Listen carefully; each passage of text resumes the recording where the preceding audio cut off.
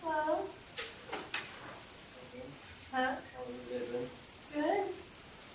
Got my glasses. Again. Oh, yeah. No, she's looking at her on the ACT side of it. Did you? Yeah, and then 2 band trips. How'd you do? On ACT. Mm-hmm. I know they weeks ago, like 98% sure out for going out. Oh, that's good. So, That's really good. I gotta work on this math a little bit more. I'll Photoshop her. yeah, I always think, oh, I kind of would do something. And I never have time to Mm. And then I got a new ACT playbook. Oh, did you? My last time taking the ACT was in October. Oh, wow. I have to get a 34. You have to get 34.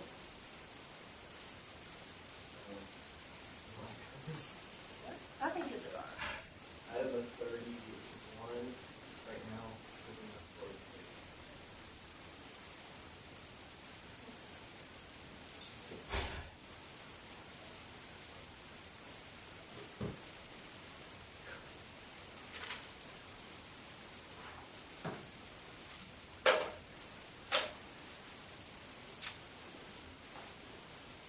I'm trying to remember how to do algebra. It's been so long since I've done algebra. I'm trying to remember how to do it. Number 7. Tuesday, Wednesday, Friday. It's been so long. I use my factors all the way to speaking of my creations.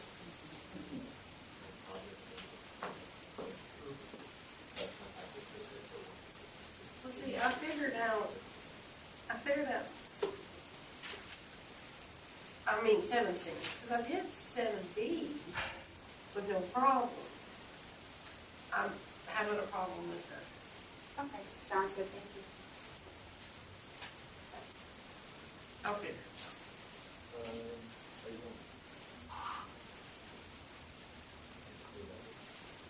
going? I feel Do what? Oh, I'm gonna finish mine later. just send her a photo of it, that way she knows that I've done it, and just for her to copy it. I just swear to you. Did you? I'm just trying to remember how you.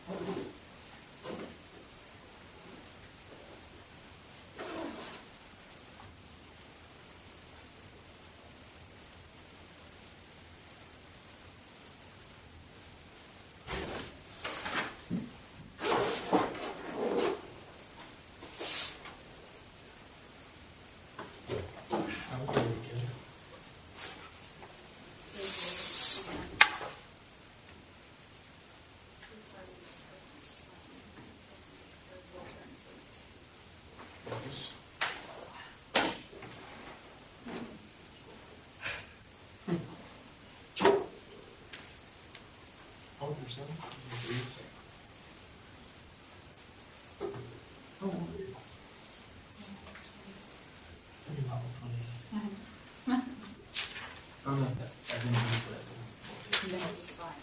It's- Store note. I guess it's not that thing.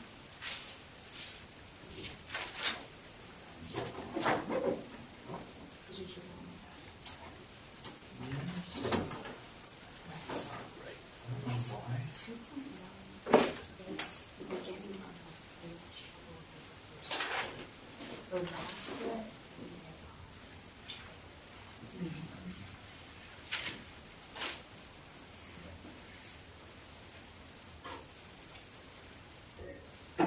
What's it called? I'll send it to you. I'll send it.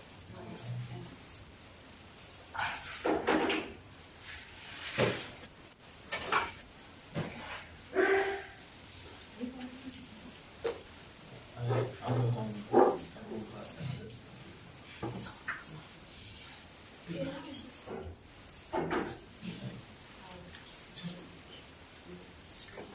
It just wasn't so easy.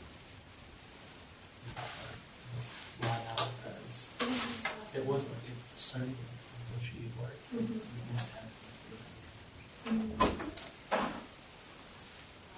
The lights are just like off on the back of them. I don't know where the switches were, but I didn't want to flip it, whether there was something in there. But it's like right, the open so creepy. I'm just gonna leave. I just saw it. It's over. No. This isn't happening. No, I mean, it's too hot for you. She didn't leave it. I'm not sure. Wait, what are we supposed to do? Just like Are those today? No,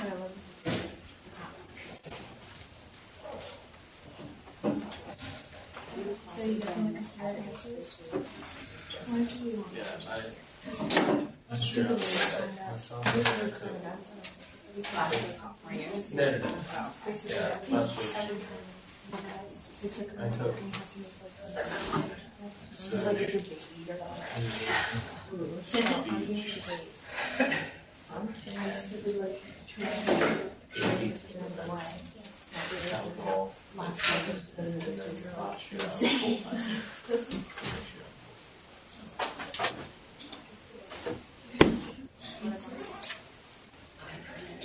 What did you say? for that D16, is that what you got? I'm just paying it. It seemed like the easiest. This was difficult and I released later. Oh, Yeah, it's that's not supposed to be.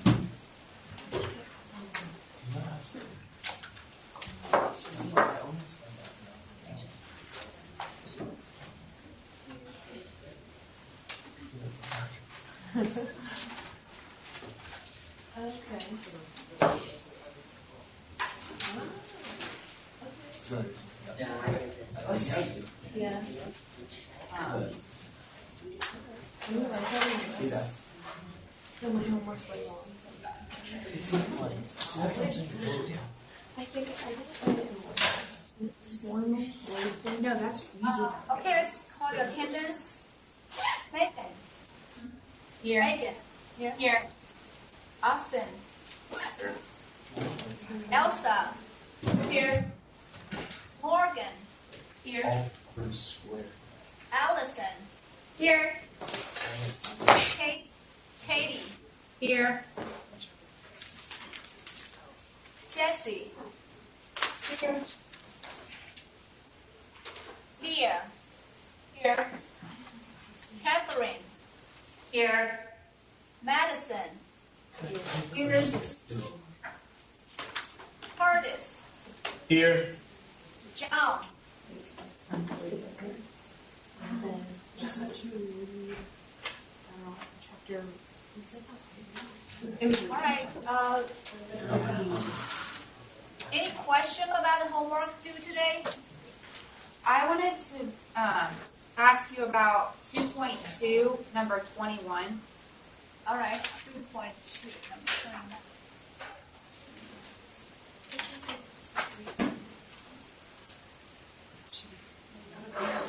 I want to say it was one, but I think it's just Okay, so write the negation for this universal statement, which also contains a conditional statement and a disjunction there. All right. So when we do this, you can think of this as let me see if I can do a similar example in 2.2. One. So let's see. Number 20. I can do number 23 in the textbook.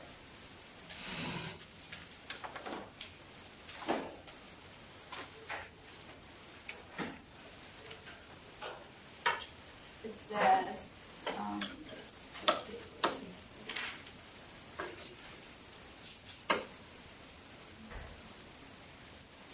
For any integers, or I guess, well, let me do 23. For any animals x,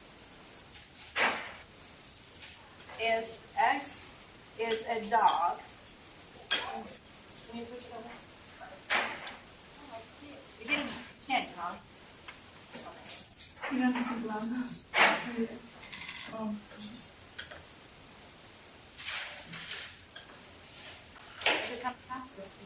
Yes? Yeah. Okay. Oh, never mind. You turned it on. I turn it off. No. Or no, you turned it on.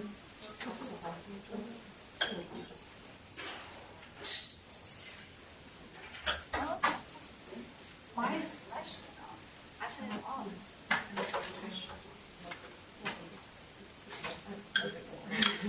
Okay, that should work.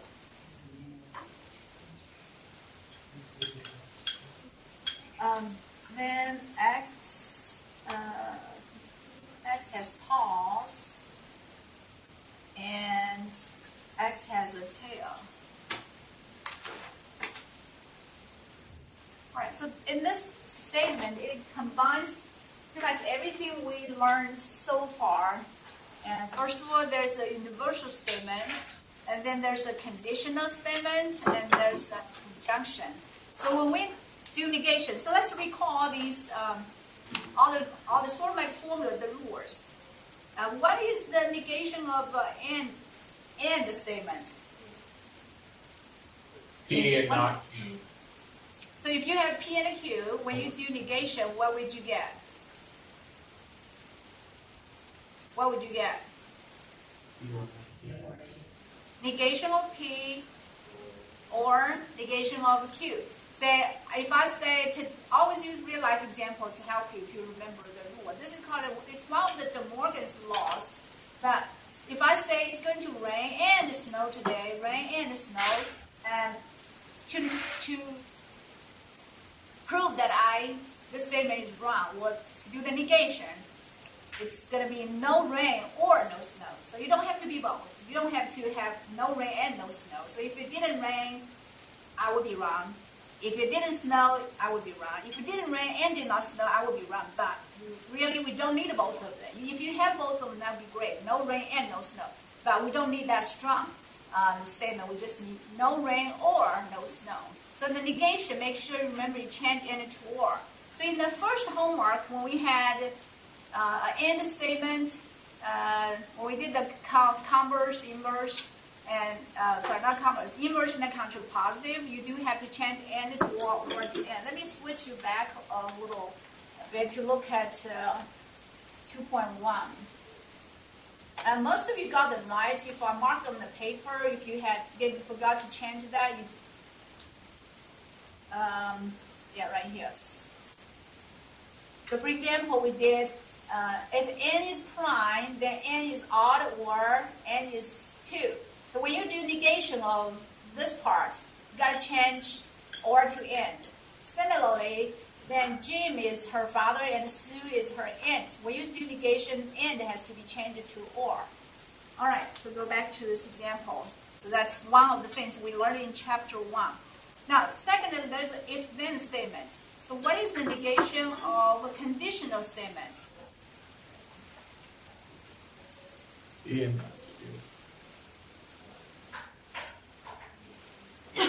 P and not Q. Okay. So when I say if it snows, the class will be canceled. Or if you get 93 or higher, then you will get an A. To negate that is you did get 93 and higher, but you did not get an A, right? So that's the kind of negation. So when you do this part, you have to apply that to rule. Now the last one is what we learned recently. Excuse me. For any statement, whenever you have for any some kind of x, there's a statement predicate we call it. When we do negation, what do we get?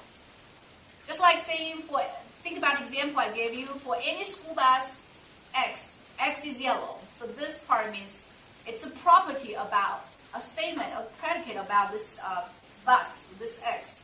So if I say any school bus, for any school bus X is yellow, so what will be the negation?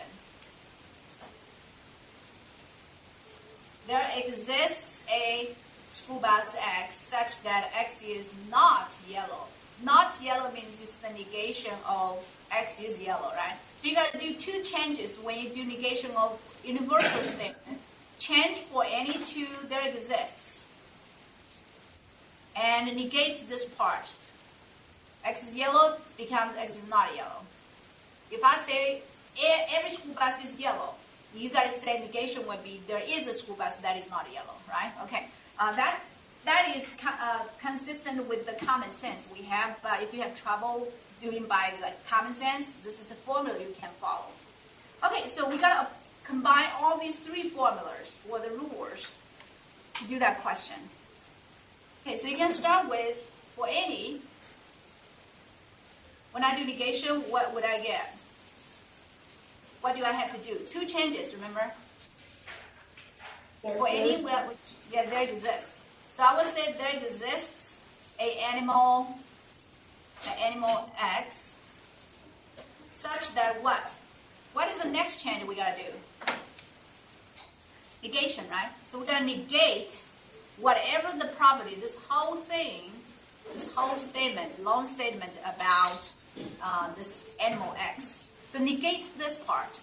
Well, when we negate this statement, it's a conditional statement. So you got to use the conditional statement rule to do that. All right, so let's negate this part. If X is a dog, then X has paws and X has a tail. How do we negate this part?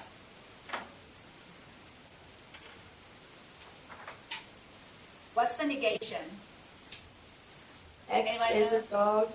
Uh-huh. X is a dog, and X does not have paws, or X does not have a tail. Or- Yes, okay, that's correct. So you actually did both a conditional and the end, a negation of end. Because when we do conditional statement, the answer is correct. So if we slow down what she just said, so when you do if then statement, the negation, you got to keep that hypothesis. X is dog, just keep it. When changing the conditional to an and statement, so you got an and, if you follow the rule. So this is changed to and. And next you got to negate, do this part, negate Q. So we got to negate the last part, which is what the conclusion is. And this conclusion, so how do we negate this? That is De Morgan's law. And becomes or, right? So we got to do that, apply the last formula right there. So and X does not have paws. When you do negation, you got to negate this, put a negation there, change and to or. So has paws, I change it to does not have paws. When I see and, I got to change it to or.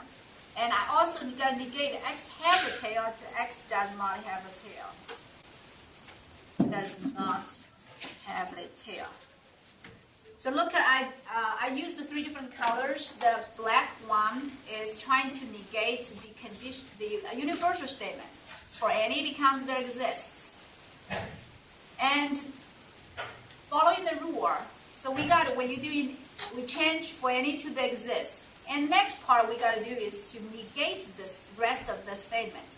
So that rest of it, we got to negate it. And when we negate the rest of the statement, because it's conditional, I'm going to apply the conditional statement rule to keep the hypothesis, which is X is a dog, keep it. And negate Q, so negate the conclusion. This is the conclusion. If X is dog, the conclusion is X has paws and X has a tail. When I negate that part, the conclusion part, I realize this is another conjunction. When I do negation of conjunction, we got to negate both. So negate X has paws to X does not have paws. Negate X has a tail to X does not have a tail. And change and to or. So this and is changed to or. So the bunch of rules apply here. Okay, does that make sense? Yeah. Yes? Yeah. Okay. All right, so this one combines pretty much every negation we learned so far. Other questions?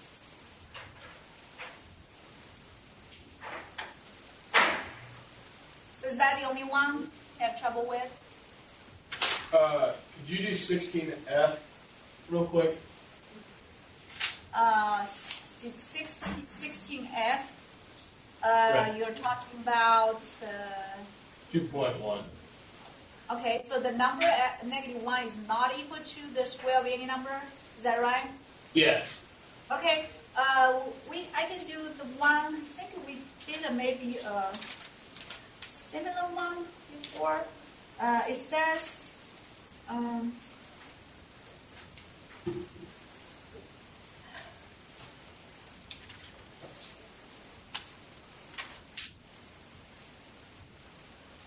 but there is something a little similar. For example, we could do all real numbers have squares not equal to -1. Let me see if this is, yeah, it's a little, the order is a little switched, but it's kind of similar. So all real numbers have squares not equal to 1. So this is what we call informal. That's the sentence we say in real life. So we want to change it to formal mathematical language with symbols in there. Okay, the format usually is whenever you see for n, even the problem in the homework, although you can say the number -1 is not equal to the square of any real number. So whenever you see any, like the word any or every, make it bigger. So the word any real number or every real number or all real numbers, they all correspond to where we have the for any, that symbol, right? Okay, so usually you will start with that. Even if in the informal language, in this probably this, it seems like to be at the end of the sentence, you will still start with that. You will say for any what? Real number x. So the format is usually like this. For any something about that. So for something about x, for any x, some kind of x, there's something about that x, right? So when you do that homework question, you're still going to do the same thing. Rephrase it, okay, in the way that we that's the format we want. So in this case, we say for any real number x, where you can put an English word real number x, or I can just use the symbol we learned. That means any real number x. Okay, that probably doesn't matter too much. So if you want to put for any real number x, if you want to put this there, that's fine. But so for any real number x, what about this x? What about it?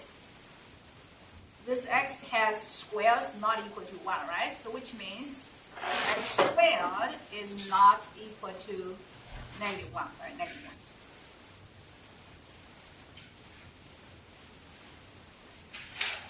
All right. Do you think you can follow this example to do that homework question? Yeah. Yes? Okay. So go back to look at the question. It's really about almost the same, pretty much the same. So they just changed the way, rephrased the way of saying it. So in formal language, real life, the sentence, English sentences we use, there are many different ways to say it. But when you put it in formal language, mathematical way, usually everybody should have the same format. For any something x, something about x is true. So like in this case, x squared is not equal to 1. That's why we complain about the x. Other questions? I have one more. Yes. For 2.1, number 3, I understand how to plug in each of the numbers and find out if they're true or false. But then how do you then create the truth set? Okay, so you kind of have to look at the true value of the numbers you plugged in and try to figure out a pattern. So for example, when you plug 2 in there, is that true or false? True. It's true, right? So think about 3. Would that be true for 3 or 4 or 5 or 6? Yeah. Yes, so that kind of gives you an idea. Okay, looks like this statement will be true for all the numbers, like 2, 3, 4, 5, 6. How would you describe those numbers? Any x greater than 2? And what about 1.5? If you're not sure about 1.5, you can test 1.5.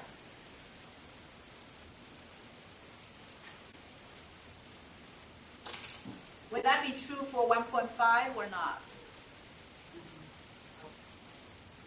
You can use your calculator to help you. So yes, you're right. It's going to be true for all the numbers greater than 2.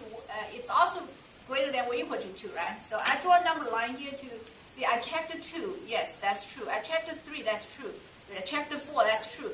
And 1.5. It's still true, right? Okay. Well, so you kind of get an idea.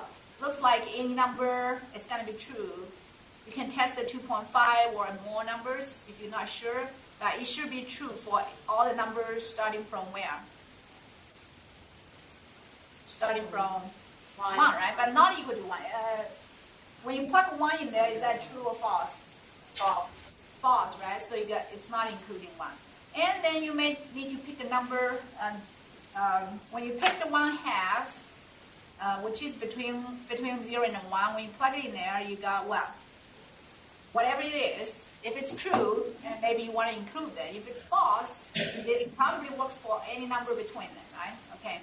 So although you only tested one number 1/2, it should be the same with 2/3 or 4/5, 1/5, any number between here. That should be the same, similar. And then you test the number between 0 and -1, which is like -1/2. And then you test the number with -2, -3, -4. So that should give an idea. This will be true for this predicate x greater than or x 1 over x. Should be true for these numbers and whatever you can find over here. Okay? Make sense? So you just have to test each number. Notice that the numbers they give you, if you look, the numbers they give you, every number represents a certain type. Like for example, 2, it represents the numbers greater than 1. 1/2 represents the numbers between 0 and 1. And between 0 and 1.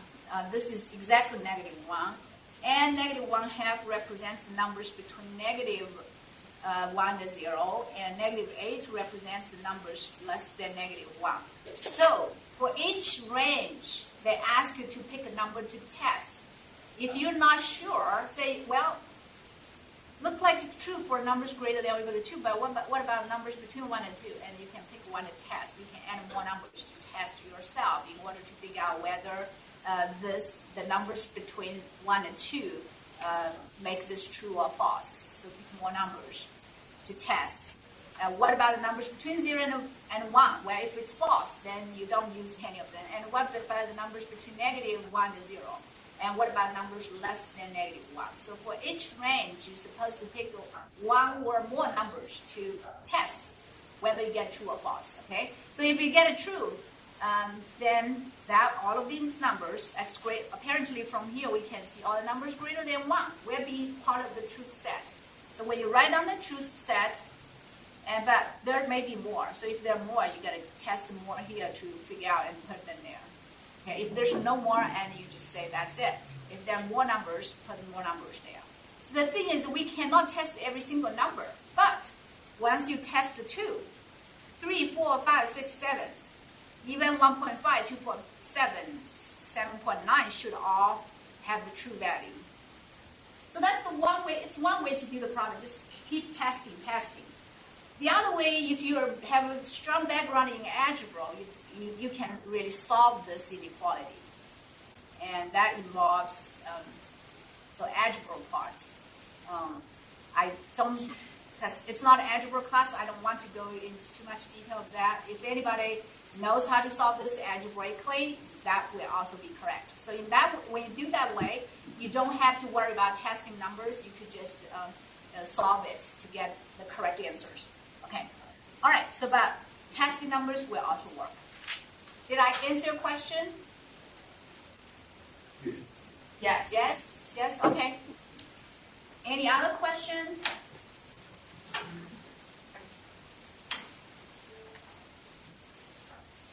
All right. If not, we're going to move on to 2.4, the last section of chapter 2. And after this, we are going to talk about proofs that all the sections we have talked about so far, the negation, special negation, contrapositive.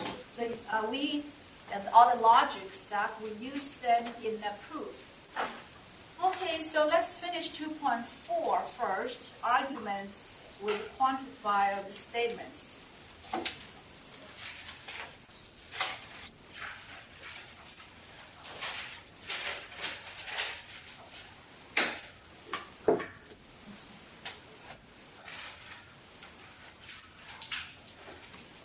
We did talk about arguments already.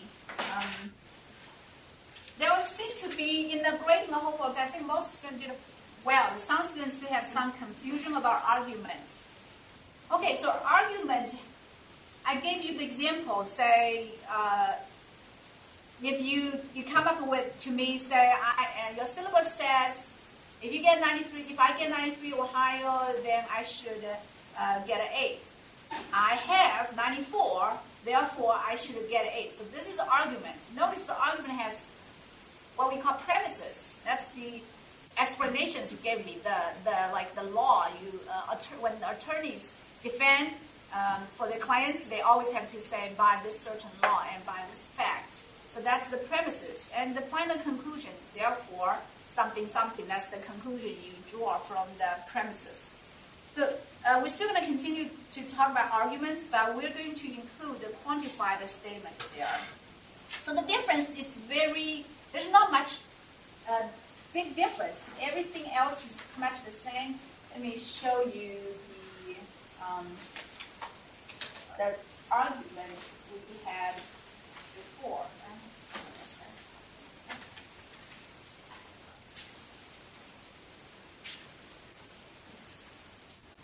Goes back to 1.3.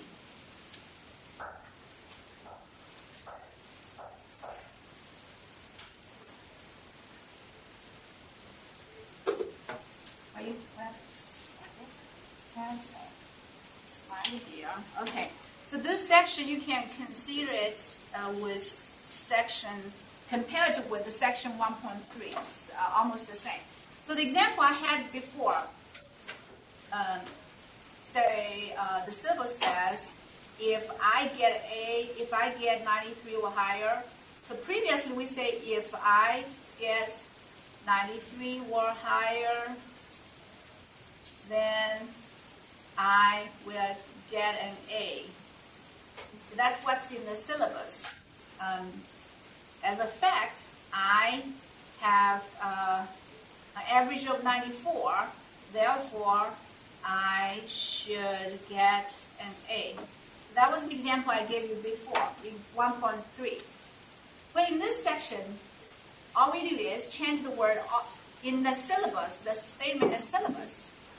I actually probably did not say if I get, right? So I would say if you or if a student, if a student or any student, if any student get 93 or higher, then the student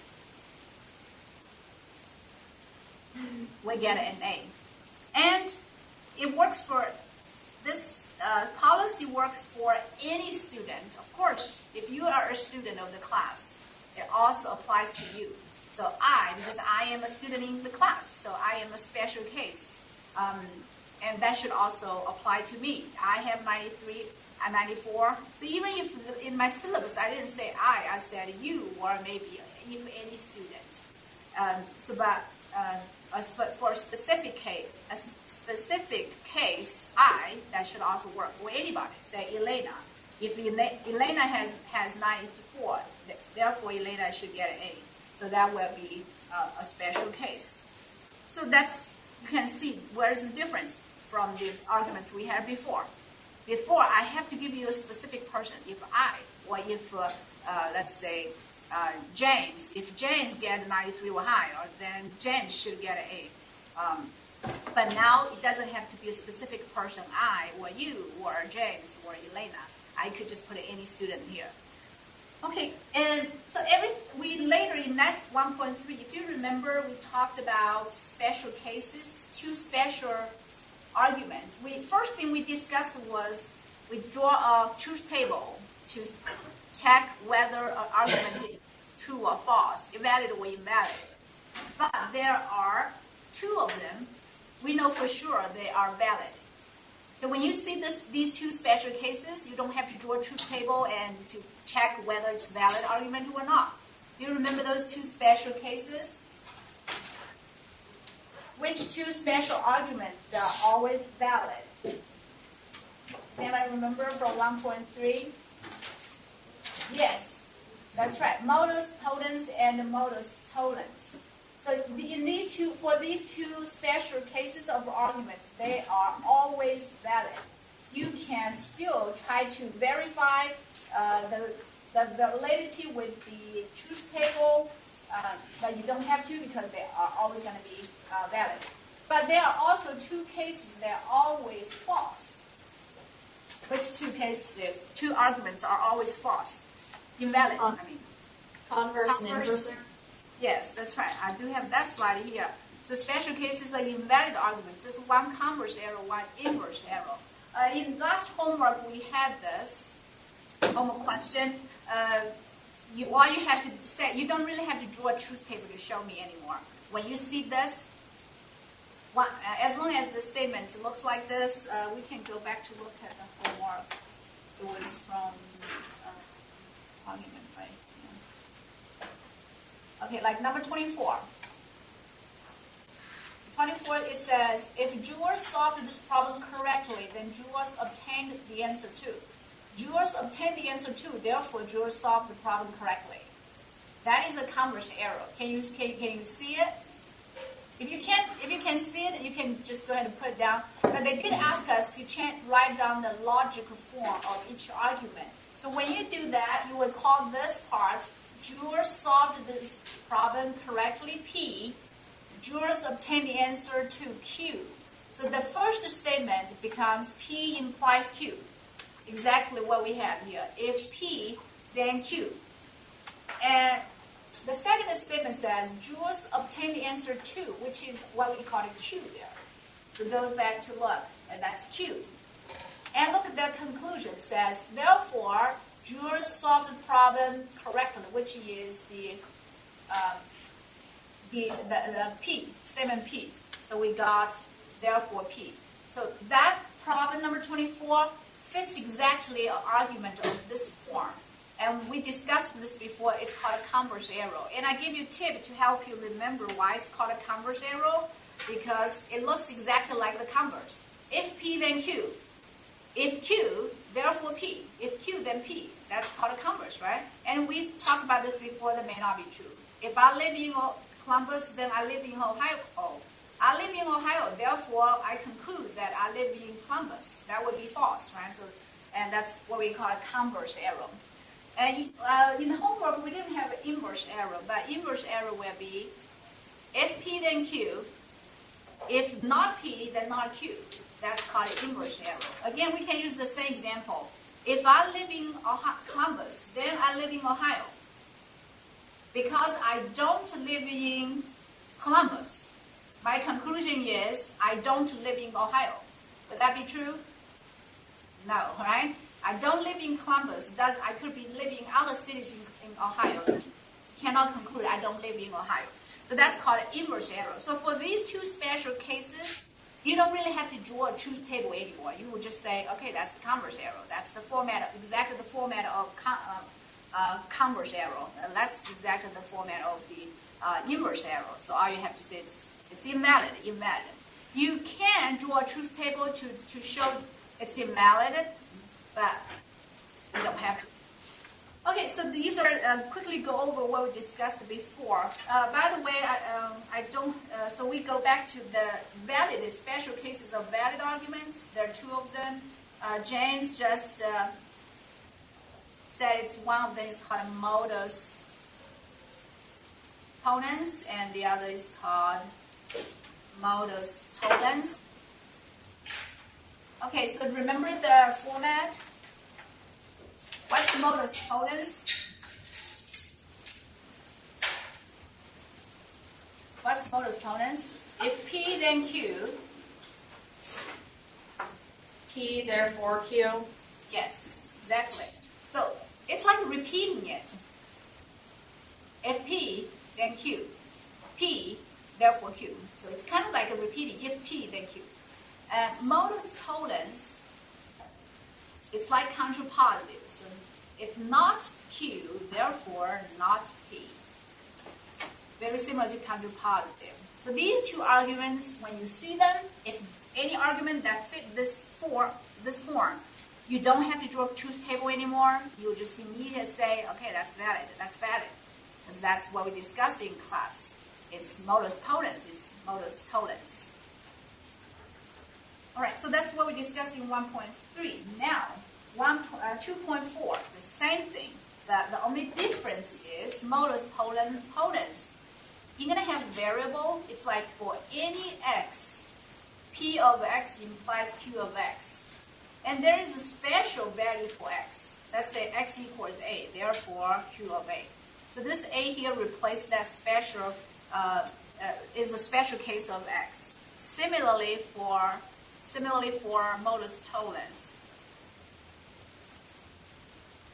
So that will be universal modus ponens and universal modus tollens. We're gonna look at an example to about these two. Let's say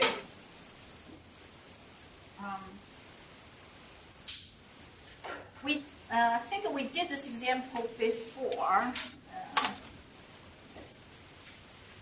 Okay, maybe I should ask you to compare the difference here. So in 1.3, we did have an example like this. If I think we used maybe Zeus.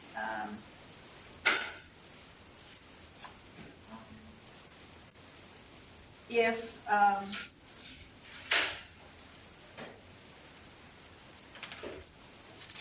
we can look at if Zeus is in 1.3.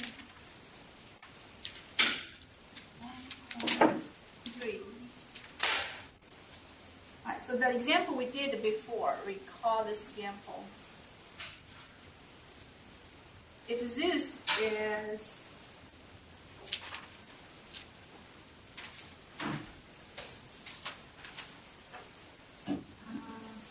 there are two examples.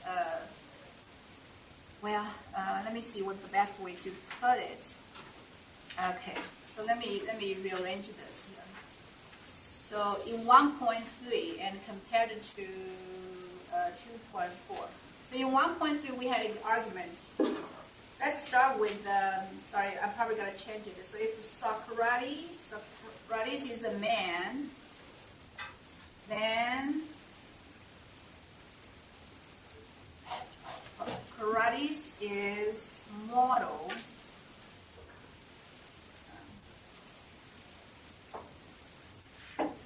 Socrates is a man, therefore Socrates is model.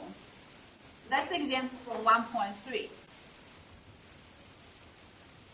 Now, change in 2.4, this is what we're gonna change. Original state, the first conditional statement will change. The last two that do not change. So we're gonna say all men are mortal. It means, rephrase it. If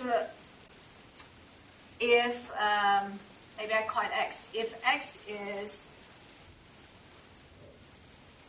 a man, then X is mortal.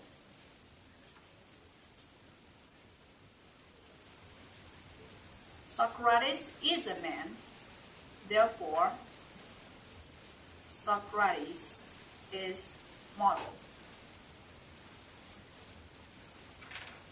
Now take a look at the difference of these two. Very similar. The only difference is here. In 1.3, we have to have a specific case because we did not have any variable. But in 2.4, since we talked about universal statement predicate, you could have a variable in there. So this X here represents anything, anybody, anything. So that's the universal statement.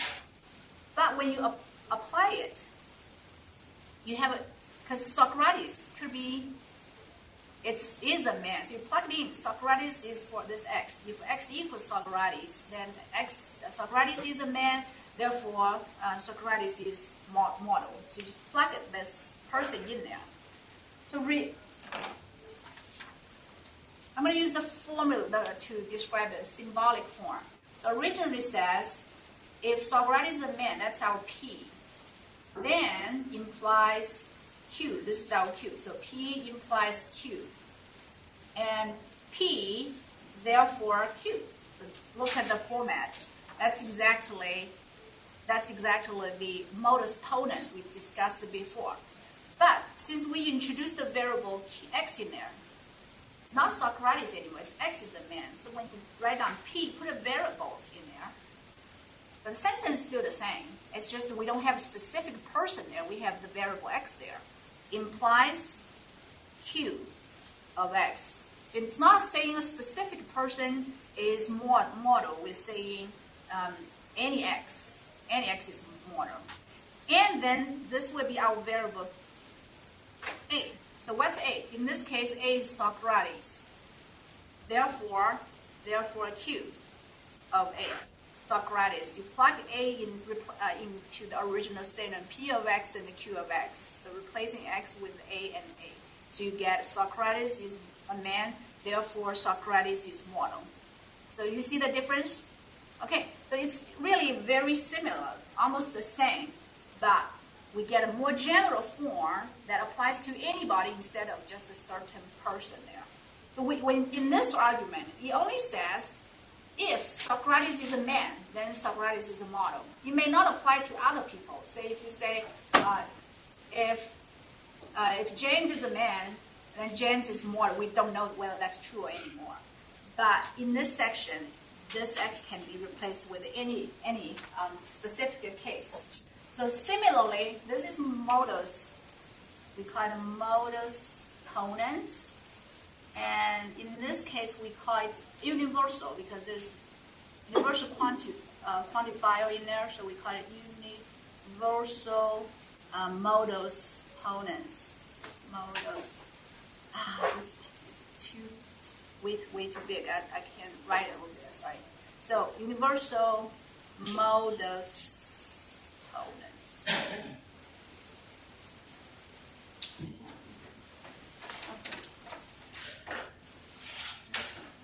That's universal modus ponens. Similarly, for all the other cases we discussed, modus tollens. So let's look at the other one. For 1.3, we talk about modus tollens. The example we have is if Zeus is immortal, then if Zeus is a human,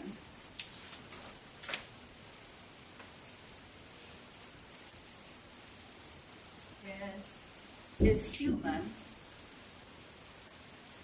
then Zeus is mortal. Okay, so in 2.4, we're going to change it to universal modus tollens, which means you're not going to have a specific person there. You're going to change it to if x is human, this x could be anybody, then x is mortal. Okay, so what's the argument for modus tollens? Zeus is immortal, right? Or not mortal. Not mortal. The conclusion will be Zeus is not. Yeah, Zeus is not human. Okay. So similarly, we're going to have the same thing. Because this applies to anybody. Of course, it's going to apply to Zeus. It's exactly the same. Zeus is mortal. Therefore, Zeus is not human. And the logical form will look slightly different. In this case, we call it P, therefore Q. Zeus is not mortal, which means negation of Q, therefore negation of P. But when you change it to universal, because there's a variable involved in this statement, instead of calling it P, we call it P of x, because there's a variable in there. And X is model compared to Zeus is model, we change it to Q of X. So P of X implies Q of X. And now we have not X anymore. See, in this statement, we don't have X anymore. We have Zeus. Zeus is our letter variable A. I mean, not the specific case A. So that's why we call this statement P of A. I'm sorry, not P of A. Negation of Q of A. So negation of Q of A, not model, right? So Zeus is not human. So in this statement, P of X, we're replacing X with Zeus. That's negation of P of A. Okay. It's kind of like a variable that you can plug in. So we do use this a lot in real life, especially in algebra class. So when you have any formula given, that's like a universal statement. For example, this is a formula we will use later. So what is in algebra x to the m times x to the n? What do we get? X to the m plus n, right? Well, this formula works for any kind of x, right? Okay, doesn't matter if x is 2 or 3 or 5. So that can be considered as a universal statement. Therefore, if I ask you what is 2 to the nth times 2 to the nth, you will get 2 to the n plus n. Because this works for any x. Of course, it should work for a specific x, which is equal to 2. Okay? So that's we are applying it already. We just probably didn't have a name for that. We call this, if you're doing this is called universal modus tollens. We're gonna look at invalid. Should we look at it again?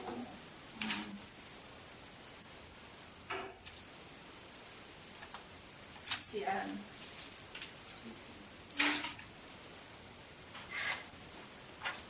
Okay, before we look at invalid arguments, we can look at an example, sort of like this. So I'm going to write down here example 2.4.1. If a number is even, then its square is even. Now we're going to prove this later. If not today, then Wednesday. And if its square is even. So right now we just assume this is true. K is a particular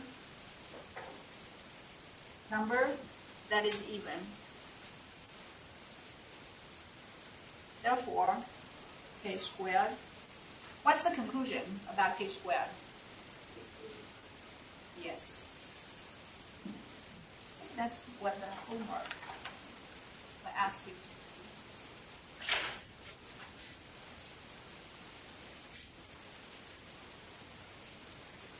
Right, yes, okay.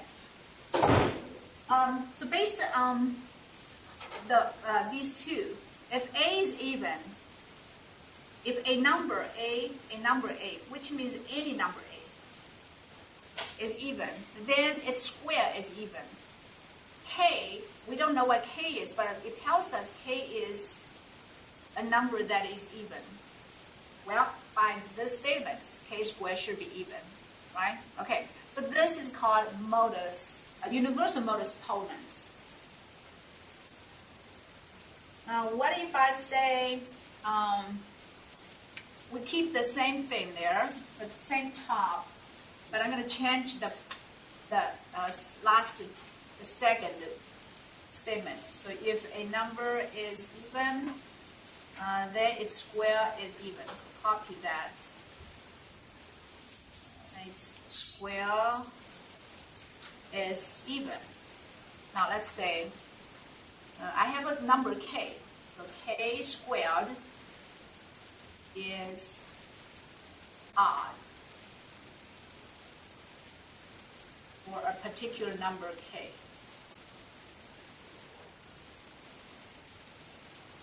Number k. Now what conclusion can you get? K is odd, right? You can put odd there, or not even. Anybody see how we got this conclusion? What kind of argument Modus tollens. Yes, modus tollens. But based on this, it says this is like our P. If you can, for those students, if you say I cannot see why this is modus tollens, you do P implies Q, where K squared is odd, which means not the negation of Q. Not odd means not even. In other words, it's not even. Not even, it's the same as negation of Q of K. Therefore, negation of P of K. Okay. You may not need to worry about, say, if you don't want to worry about the variable x there, you can just put a P implies Q, and not Q, then therefore not P. Exactly the same as before. Okay, since this statement says it works for any number, if it works for any number, then it should work for the specific number K. If K squared is not even, therefore K is not even. Okay, although this needs to be, this statement right here needs to be proved. Why is this true? Now let's look at invalid. So the same thing. We're gonna get two types of errors. One is converse error. The other is inverse error.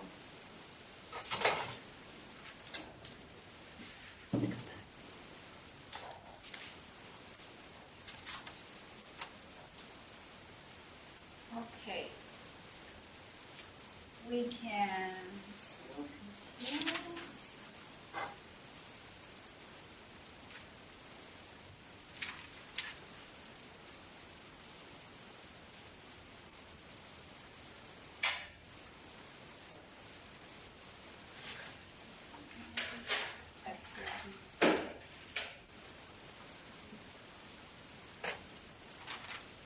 The homework is 11 and 12, so I'm going to try to do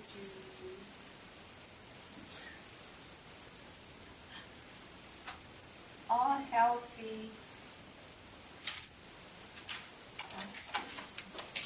healthy people eat an apple a day. All healthy people eat an apple a day.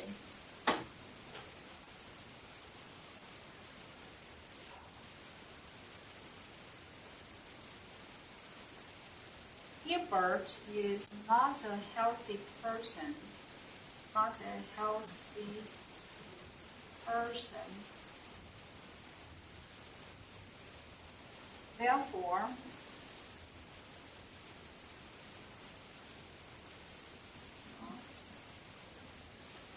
eat an apple a day. All right.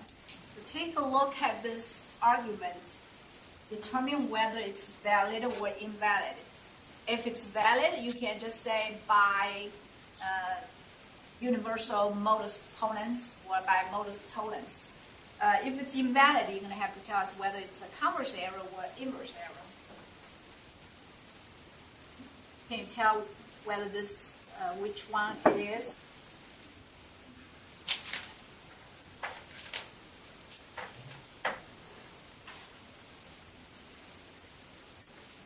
Well, we can rewrite the first statement if you have trouble seeing it. Can you rewrite this in the form of if-then?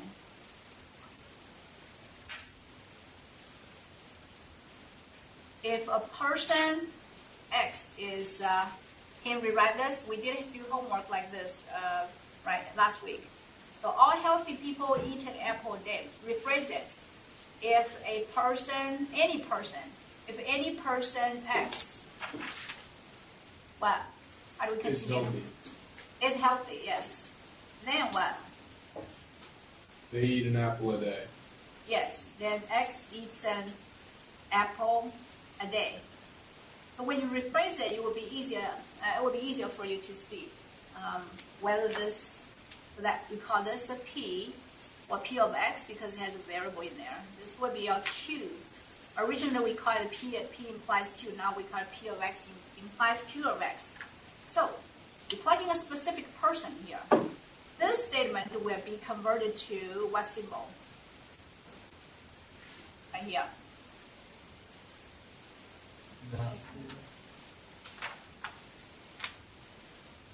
So we got the first statement converted. P of x implies Q of x.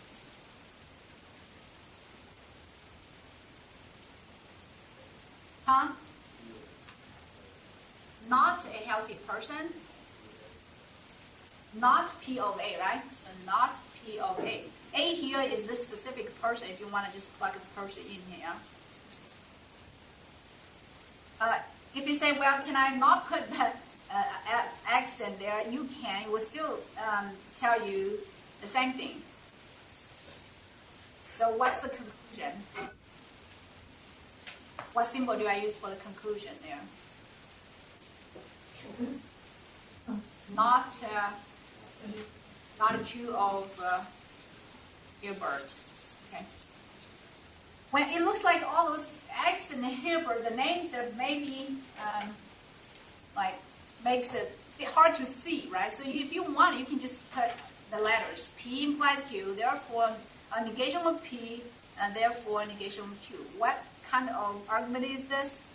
Inverse It's error. an inverse error, right? So we know it's invalid. Just like you say, if I live in Columbus, then I live in Ohio. If I don't live in Columbus, then I don't live in Ohio, which is an inverse arrow.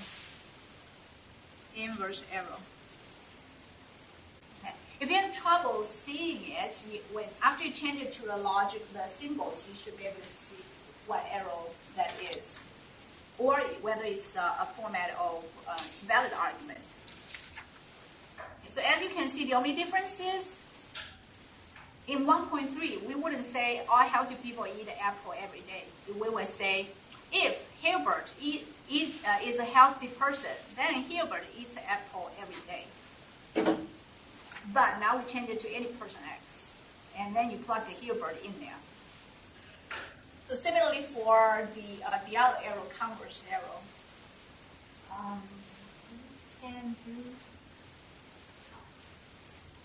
so we can still keep this format. Say, Keisha. The first sentence we're going to keep it. All healthy people eat an apple a day. But we change this to Keisha eats an apple a day. Therefore, I want to do the actually converse, right? So I will have to change it.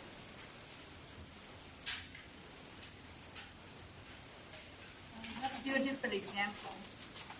All freshmen must take writing.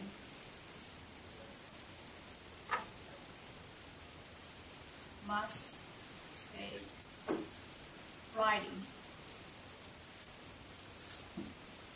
Now, if I say Carolyn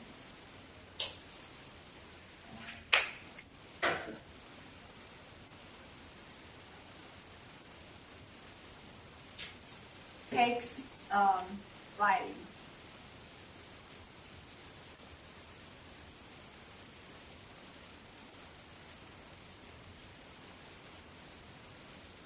Therefore, Carolyn is a freshman.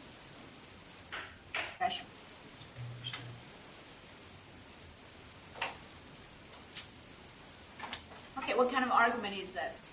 Is it valid or invalid? Invalid. And invalid. Which arrow is this? Converse arrow. All right. How do you see that?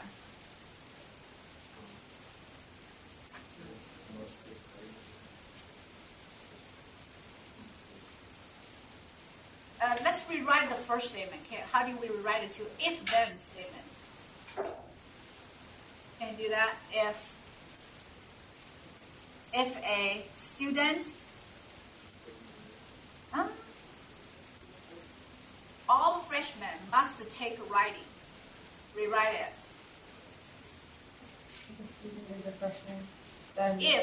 If a student, if you are a freshman, if a student is a freshman, then what? They must take writing. Yes. Let me use variable x. It will be easier for us to write. If a student x is a freshman, then x must take writing. Okay, so don't get then confused. So it's not like saying if x takes writing, x must be a freshman. That's not what it means. It says all freshmen. must take writing. So that means equivalently, if you are a freshman, you must take writing. But we don't use you, we use a variable x here, which applies to anybody, not just you and me, applies to any student. So that would be our P. Freshman is our P, that's our Q, where you can put an X there. Applies to any X, student X. Carolyn takes writing, that would be Q, right? Okay. Therefore, Carolyn is a freshman, therefore P. So that exactly is switching the hypothesis and the conclusion. Originally, we have P implies Q. But now we got a Q, therefore P. And that is reversing the hypothesis and the conclusion. That's a converse arrow. Although we are supposed to put all the variables there, but when you determine whether this is valid or invalid, converse arrow, inverse arrow, you could just use the P and Q instead of using all the variables there. It's going to be the same. Okay. All right. So that's all for 2.4. Any question? Okay. The whole question is very similar to what you did before. So similar to these examples. So today we have about, I guess, 20 minutes. We're going to move on to chapter 3. So now we're formally going to talk about proof. Chapter 3, elementary number theory. Elementary number theory. I know, I think almost everybody here has to take a number theory class. And methods of proof.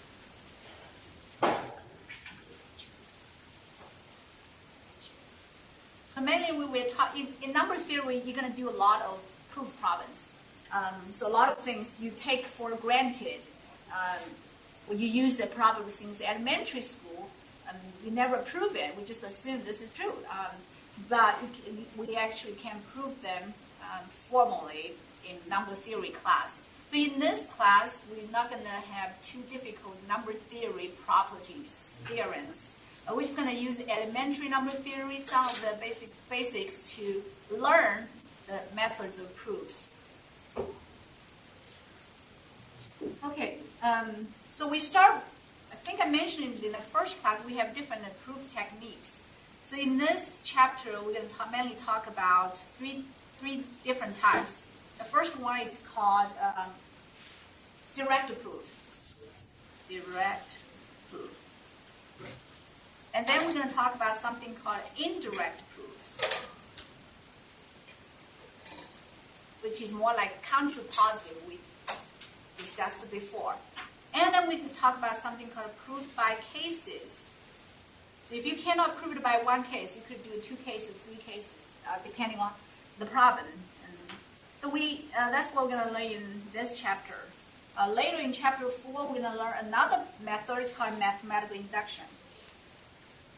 Okay, so starting with 3.1, direct proofs. In 3.1, 3.2, 3.3, we are going to learn direct proofs. There are 3 types of questions we look at.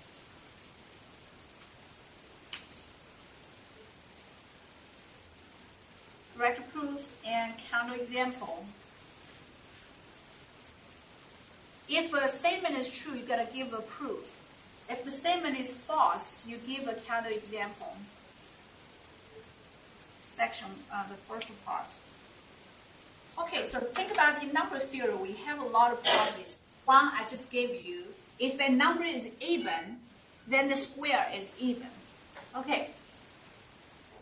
Well, is that true? If a number is even, then its square is even, right? When we think about it, a lot of times we have some examples in our mind. Well, 2 squared is 4. If 2 is even, when I do 2 squared, I got 4, it's even. 6 is even. When I do 6 squared, I got 36, that is even. And 10 is even. 10 squared is 100, that is even. Well, it looks like it's true. But this cannot be used as a proof. So if I want you to prove if a number is even, then its square is even, you cannot provide this as a proof. This will just be called what? Examples to verify, yes, okay, that's true. But these are just some examples. When we go back to look at, see, we had, if a number is even, this number, did I tell you this number is 2, or 4, or 6, or 10? No, we didn't. So you cannot just assume that the number given is 2 or 6 or 10. Cannot just provide me a few examples here. What we actually have to do is to prove this is true for any kind of even number. But how many even numbers do we have? Infinitely many. So there's no way for us to really plug every single even number in there, to do the square of every single even number and show that every single number squared is even. Because there are infinite many of them. You will not be able to do that way. So make sure you know this is not a proof, cannot be used as a proof. So how do we do it? Well, we can borrow the idea of algebra. We can use a variable, let's say x or k, to represent a even number, right? In fact, we're going to make it, define it.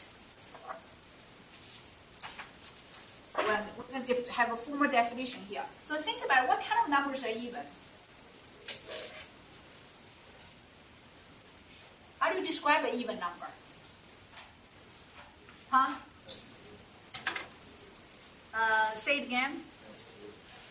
Has two as a factor, right?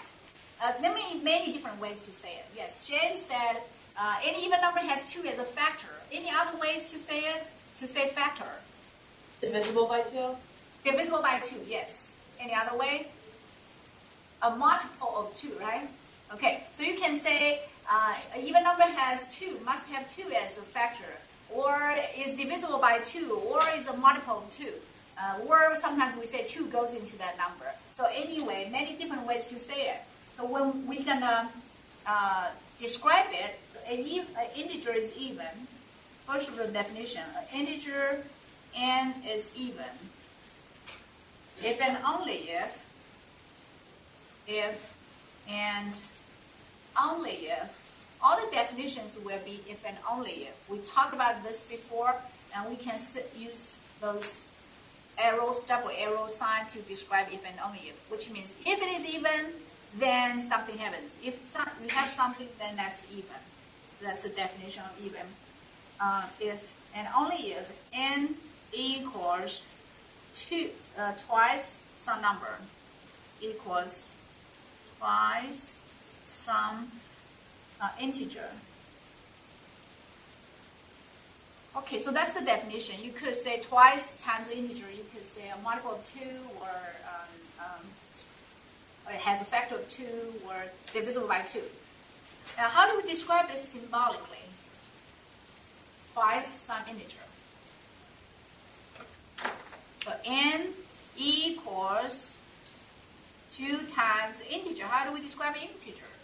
You can pick another variable, anything. Let's pick k. And you can specify. How do we tell whether this k is integer? You can write it down. K is integer. So usually when you write down n equals 2k, you're supposed to specify k, what kind of k this is. Because I could give, if you don't have this part right here, if you don't say k is an integer, I could prove 5 is even. How do I prove 5 is even? I would just say, well, you said if I can write this number as 2 times something, I could put it as 5 halves, right? Well, see, I write twice of something. So 5 is twice of something.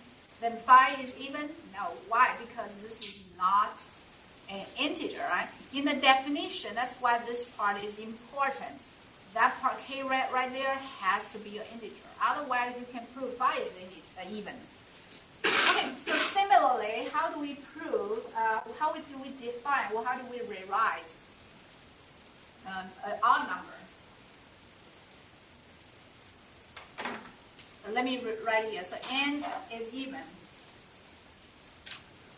So later, whenever if they tell you a number is even, you can always describe it this way. N equals 2k, k is an integer.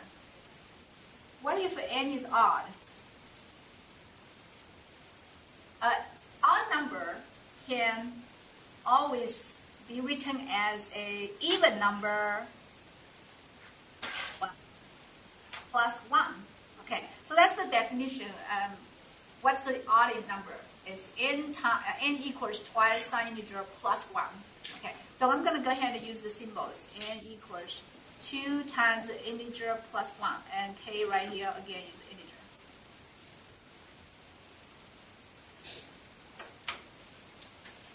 Right, so when they tell us a number is even, don't use specific numbers, 2, 4, 6, 8, 10. Use 2k. Don't use specific numbers again. Okay, so now we can, so maybe we can go ahead and prove that statement we just talked about. So how do I prove if a number is even, the square is even?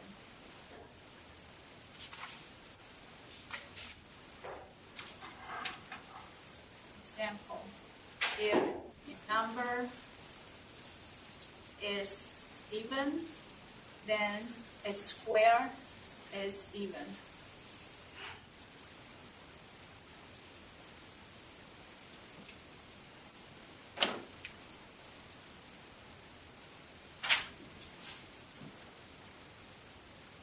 Now, when you do the proof problems, make sure you know which one is given or which one is known and which one is unknown. So in this statement, what is given?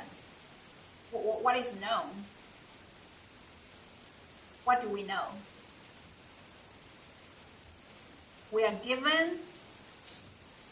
A number is even. Yes, we're given an even number. We don't know what that even number is, but we do know that number given is even. And we want to prove, put a question mark there, we want to prove the square is even. All right, so we don't know whether the square is even, although in real life, a lot of times we are familiar with this, we assume this to be true. But now you cannot assume it to be true anymore, you have to prove that.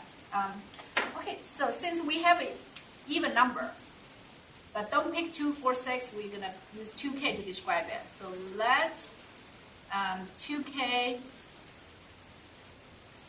k's integer be an even number, be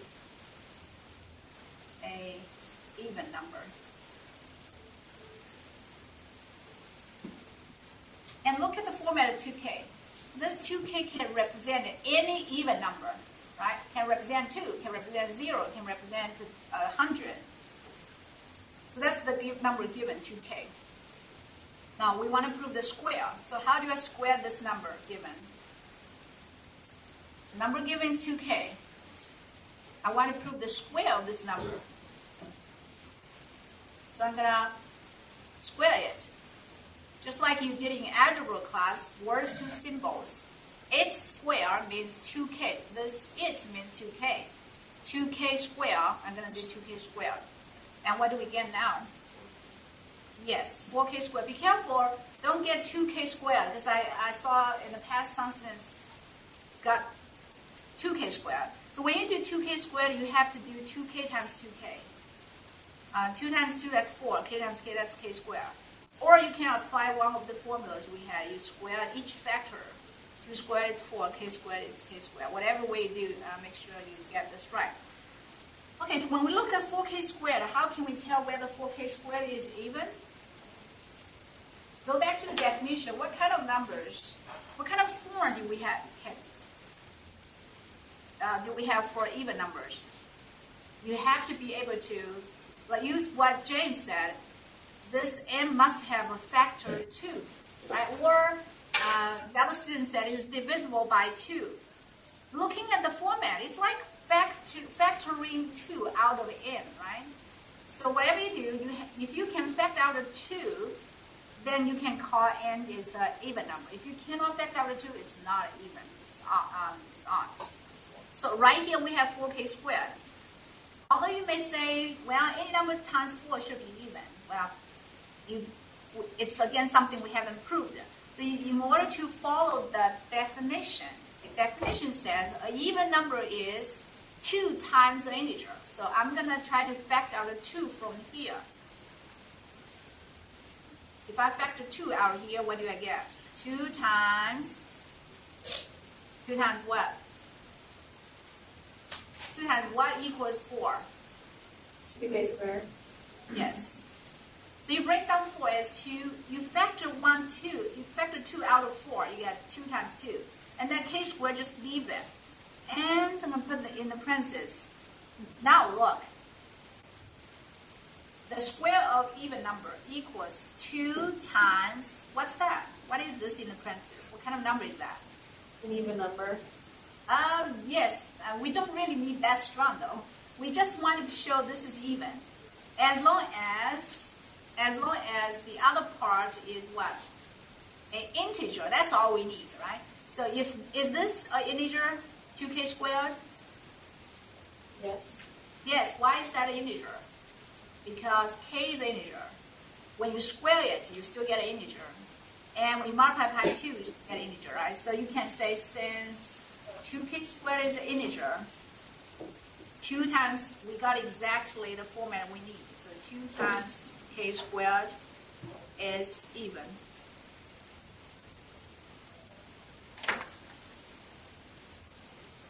The proof is it's pretty simple. If you have never done the proof questions before, follow this example. At the beginning, you just try to imitate how to write the proof. Okay, so let's look at what we started with. So we you always start with what's given. The number is even, so I'm going to start with an even number, 2k. And we want to prove the square is even, so let's go ahead and square it to see what we get. So I squared the 2k, I got 4k squared. But in order to show 4k squared is even, although it is obvious, you still have to rewrite it in this form. Later, when you learn number theory, you probably can say, okay, 4k squared is even. But at this point, it's the first proof question we do. So you got to follow the definition exactly. What kind of number is even? It says 2 times the integer. It's even, right? Okay, so I'm going to change this, rewrite it as 2 times the integer. So look, it's 2 times the integer. This part right here, it's exactly integer. So whenever you have 2 times integer, that has to be even. Okay, so you want to follow that format. Factor out of 2. Okay, I think we can just stop here. Don't have time for another example, so we got to continue this. Is John here? No?